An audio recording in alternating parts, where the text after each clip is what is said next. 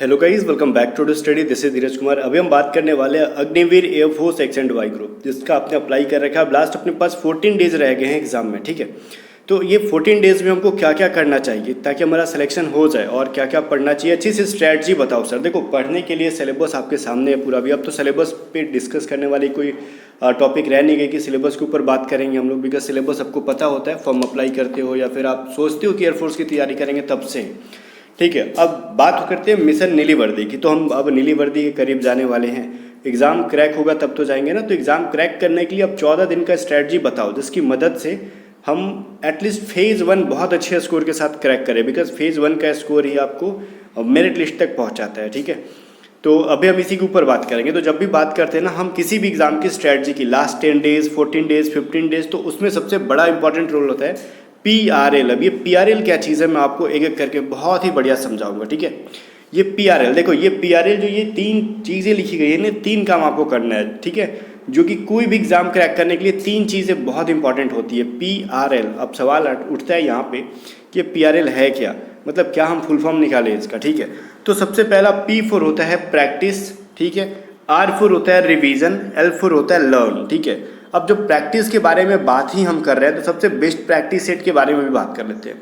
Air force Agniveer X and Y, जिसके लिए भी आपने अप्लाई कर रखा है, चाहे आपने एक्स के लिए मतलब साइंस के लिए, या फिर आपने वाई के लिए, या फिर अदर देन साइंस, या फिर आपने एक्स एंड वाई दोनों के लिए अप्लाई कर रखा है। तो सबसे बेस्ट प्रैक्टिस सेट का लिंक मैं आपको डिस्क्रिप्शन बॉक्स में दे रहा हूँ। ये एक ऐप है, गूगल प्ले स्टोर से आप इसको फ्री में डाउनलोड कर सकते हो।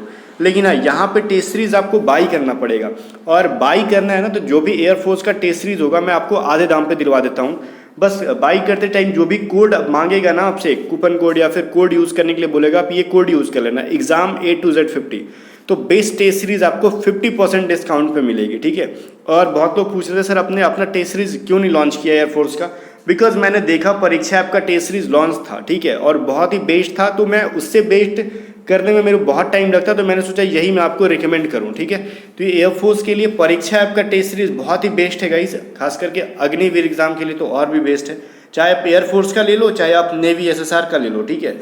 इन दोनों के लिए आपको सेम कोड यूज़ करना होगा, एग्जाम A to Z 50, जो आपको यहाँ पे दिख रहा है, ठीक है। तो जाके डिस्क्रिप्शन में लिंक है, और ये कोड भी मैंने डिस्क्रिप्शन में दे दिया। तो यहाँ से जाके आप परीक्षा ऐप पे टेस्ट सीरीज बाई कर सकते हो, वो भी आधे दाम पे, ठीक है। तो जाओ, और यहाँ पे टेस्ट सीरीज देने के बाद आपको रैंक वगैरह भी पता चल जाती है, और सॉल्यूशन वगैरह भी मिल जाते हैं, ठीक है। तो आगे देखो, अब बात कर लेते हैं यहाँ पे PRL के ऊपर। तो सबसे पहले प्रैक्टिस करेंगे।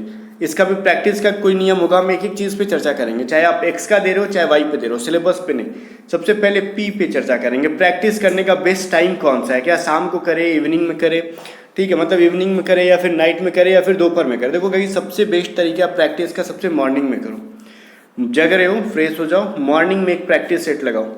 देखो होता क्या है ना कि जैसे हम लोग रनिंग कर लेते हैं, एक्सरसाइज कर लेते हैं, ठीक है। एक्सरसाइज करने पे पूरा दिन हम क्या रहते हैं, हेल्दी फील करते हैं, मतलब स्ट्रेस फ्री फील करते हैं। बट अपने को एग्ज़ाम में स्ट्रेस फ्री एग्ज़ाम में जाना होता है, बट एग्ज़ाम से पहले थोड़ा सा स्ट्रेस लेना ज़रूरी है, ताकि हमको स्ट्रेस लेंगे नहीं तो अपने आप को मतलब बूस्ट नहीं कर पाएंगे कि पढ़ना क्या है। ये जो प्रैक्टिस क्या करेगा ना आपको, P for प्रैक्टिस, ये थोड़ा सा आप सुबह सुबह एक मॉक लगाओगे तो आपके माइंड का जो है ना एक्सरसाइज हो जाता है, क्योंकि हम मॉक टेस्ट के अंदर दिमाग लगाते हैं, टाइम मैनेजमेंट सीखते हैं, टाइम का प्रेशर हैंडल करते हैं, तो आपके दिमाग का एक्सरसाइज सुबह सुबह हो गया, ठीक है। और इस मॉक टेस्ट के अंदर होगा क्या, मॉक टेस्ट मान लो हमने सबमिट कर दिया, अब अपने को मार्क्स शो हो जाएगा, अपना मार्क्स दिखेगा, ठीक है। आपने कितने नंबर आए, कितने क्वेश्चन हमने गलत किए, कितने इनकरेक्ट हुए, कितने करेक्ट हुए, कौन से टॉपिक्स हमने मिस कर दिए, छोड़ दिए। अब वही चीज़ देखना है, मार्क्स देख लिया, अब कौन कौन से गलत हो गए, अब उन टॉपिक्स को हम साइड में एक रफ पेपर पे लिखेंगे, ये टॉपिक से क्वेश्चन मेरे गलत हुए, कौन से करेक्ट हो गए, चलो वो तो ठीक है जो करेक्ट हो गए, और कौन हमने मिस कर दिया। तो जो हमने गलती किया और जो हमने मिस किया साइड में लिखो। अब क्या करेंगे ना, हमने साइड में लिख लिया, मॉक लगा लिया, हमारा माइंड का जो एक्सरसाइज हो गया, थोड़ा सा गैप लेंगे, 5 मिनट, 10 मिनट, 15 मिनट, 20 मिनट, जो भी आपका है। उसके बाद हम लोग R पे आ जाएंगे, रिवीजन पे। अब जो चीज़ें आपने इनकरेक्ट की थी और जो चीज़ें आपने छोड़ी थी, मिस कर दी थी, ठीक है। तो गाइज यहाँ पे सोचो, यहाँ पे करना है कि आपको जो इनकरेक्ट किया आपने, तो सबसे ऑब्वियसली देखो जो इनकरेक्ट किया मतलब आपने कभी पढ़ा है, उसको सॉल्व करने में गलती किया है, तो तब जाके गलती हुआ। और मिस किया मतलब आपने कभी पढ़ा नहीं है, तब जाके उसको आपने छोड़ दिया। तो सबसे पहले जो हमने इनकरेक्ट किया है ना, उसका रिवीजन करेंगे। जो चीज़ें गलत हुई हैं, जिन जिन टॉपिक से गलत हुआ, लाइक हम मैथ में ना मेंस्ट्रुएशन के क्वेश्चन मैंने गलती कर दिया, ठीक है, वाई ग्रुप के रागा के अंदर मैथ में मेंस्ट्रुएशन गलती किया, फिर रीजनिंग का नॉन वर्बल कर दिया, या फिर एक्स ग्रुप के किसी फिजिक्स का कोई टॉपिक गलती कर दिया, तो उस चैप्टर को, पर्टिकुलर चैप्टर को आज हम खत्म कर लेंगे कि अब जो है वो अगले 15 दिन तक मेरा भूलना नहीं चाहिए। इस तरीके से पढ़ लो पूरा दिन लगा के, एक ही टॉपिक पढ़ोगे, 2 ही टॉपिक पढ़ोगे, 3 ही टॉपिक पढ़ोगे एक दिन के अंदर, बट इस तरीके से पढ़ना कि अगले 14 दिन तक अपने को याद रहे। तो ये हो गया दूसरा रिवीजन। अब आता है क्या, लर्न। अब लर्न में क्या हो गया कि जो आपने मिस किया, अब जो टॉपिक हो सकता है कि 3 से 4 क्वेश्चन मिस किए होगा, ऐसा तो नहीं कि हम 10-15 क्वेश्चन छोड़ ही देंगे, तो फिर तैयारी कैसा, खराब ही होगा। अब 2 क्वेश्चन 3 क्वेश्चन आपने छोड़ा होगा उसके अंदर, अब जो छोड़ा है ना उसको भी कॉपी पे साइड में लिखो, ठीक है। तो आपने जो छोड़ा है आपको डेली 2 घंटे 1.5 घंटे ऐसे निकालने हैं आपको, मतलब प्रैक्टिस और रिवीजन करने के बाद 1 से 1.5 घंटे ऐसे निकालने हैं इस 14 दिन के अंदर रेगुलर की जो चीज़ें, हम नई चीज़ों को भी सीखना है साथ साथ में। कुछ लोग कहते हैं ना कि ऐसा नहीं होना चाहिए, बस प्रैक्टिस करो और रिवीजन करो। भाई रिवीजन तो वही चीज़ करेगी ना जितना हमने पढ़ा है, थोड़ी सी टाइम निकाल के वो चीज़ें भी सीखनी है जो एग्ज़ाम ओरिएंटेड है बल्कि और हमको नहीं आता है, तो उसको कब सीखेंगे, एग्ज़ाम के बाद थोड़ी सीखेंगे, इसी में अपने को टाइम निकाल के सीख लेना है। तो अगले से 1.5 से 2 घंटे में अपने को जो चीज़ हम मिस कर रहे हैं ना उसको थोड़ा बहुत टाइम निकाल के देना है अपने को। हम ये नहीं कह रहे ना कि एक ही बार में इसमें हम एफिशिएंसी हासिल कर लेंगे, बहुत ज़्यादा हम कंठस्थ याद कर लेंगे, दिमाग में सेट हो जाए, नहीं, कंठस्थ याद नहीं करेंगे, फिर भी लर्न इसको इस तरीके से करेंगे कि हमको पूछे कोई सवाल तो हम भले नहीं बता पाए, लेकिन ऑप्शन दे के हम आंसर कर ले।